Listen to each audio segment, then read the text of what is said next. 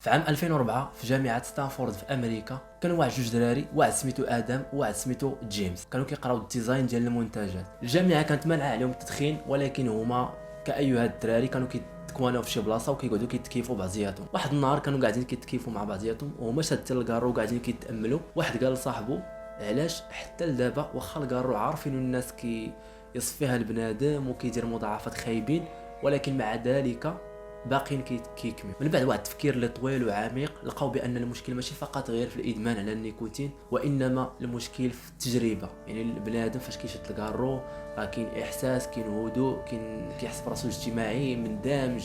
يعني كاين بزاف المشاعر اللي كيتخلطوا في هذيك اللحظه واللي كيخليو بنادم يبقى كيكمي مدى الحياه. ومن هنا طرحت عليهم الفكره ديال كيفاش ممكن يصايبوا واحد المنتوج اللي يكون كيعطي نفس الاحاسيس ولكن باضرار قل من الكارو. وهما كيقلبوا كيقراو طاحوا على الاف الوثائق السريه ديال شركات التبغ الكبيره راجعه حتى للخمسينيات، ولقاو بان واحد الشركه سميتها بيغ توباكو كاينه في ميريكان كانت عارفه بان السجائر ممكن دير مضاعفات خطيره للبنادم وممكن كاع تصفيها ليه، وحاولت تصايب واحد نوع اخر ديال السيجاره اللي اقل ضرر عن طريق واحد الفكره اللي بسيطه بزاف، واللي هي في بلاصه ما يحرقوا التبغ فقط غير يسخنوه. ولكن عمرهم زعموا يخرجوا هذه الفكره للسوق، لحقاش الا داروها راه بحال كيعترفوا بان المنتوج اللي كانوا كيبيعوه هذه سنين مسموم. فهنايا هاد جوج دراري هادو حسوا براسهم بحال لقاو واحد الكنز. يعني ملي هادوك وقفوا ما قدروش يخرجوه للعلن، فعلاش ما يخدموش عليه هما ويخرجوه. من بعد التخرج داروا واحد الشركه سموها بلوم، وكانوا مقتنعين 100% باللي غادي بهاد الفكره هادي غادي يقدروا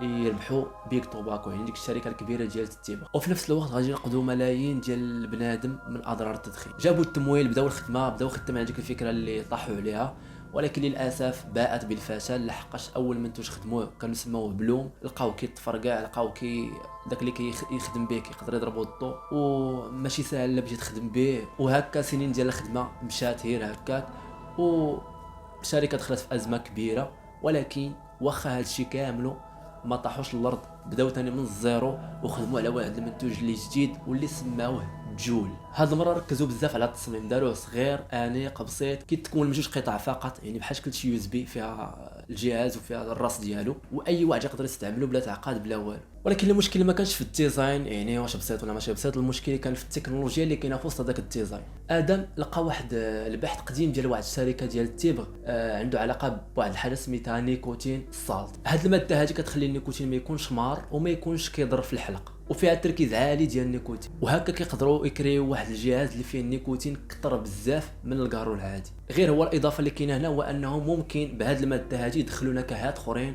بحال المونغ، الفريز، المهم النكهات اللي معروفين كاينين في هذا السيجار الالكتروني. وهكا في بلاصه مي قالوا لنا واحد المنتوج اللي اقل ضرر من الكارو العادي، صدقوا خالقين لنا واحد المنتوج اللي تقريبا 20 مره اكثر من الكارو العادي.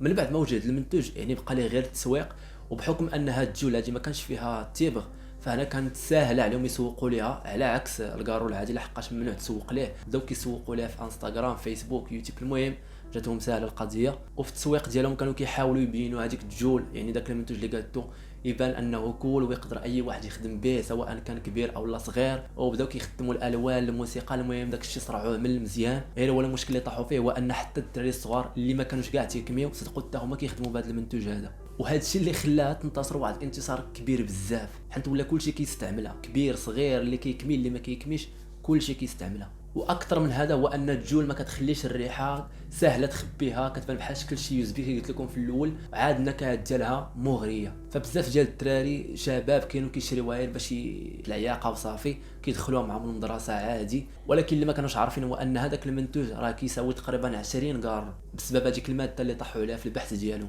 ولكن من بعد بدات كتسبب في مشاكل صحيه للناس، وهذا الشيء بدا كيبين الحقيقه المره ديال هذاك الجهاز. المدارس بداو كيطلقوا الانذارات، المستشفيات بدات كتعمر، وهذا المنتوج هذا ولا بحال شكل شي وباء. الضغط الاعلامي والسياسي تزاد، كونغرس عيط للمؤسسين واتهموهم بانهم كيبيعوا سم للشباب. وفي 2019 وقعت واحد الكارثه كبيره، تخيلوا معايا بزاف ديال الحالات ديال الانهيار الرئوي والوفيات خلات الناس يخرجوا يهرسوا هذيك لاباري اللي كيشريو. ووسط هذه العاصفه كامله دخلت واحد الشركه سميتها التريا عندها علاقه بمالبورو، هي اللي شاده مالبورو، شراو من عندهم تقريبا 35% من هذه الشركه ديال جول، طبيعه الحال بالملاير. وهكا ادم وصاحبه ولاو مليارديرات. ولكن بما ان جول ولات عندها واحد السمعه خايبه، فمن بعد طاحوا الاسهم ديال هذه الشركه هذه، تقريبا 95%، ولكن خلاوهم موراهم واحد الجيل تقريبا كامل مدمن على هذاك النيكوتين اللي خرجوا ليه، وهكا حلوا الباب لواحد النوع ديال الادمان اللي اخطر واقوى.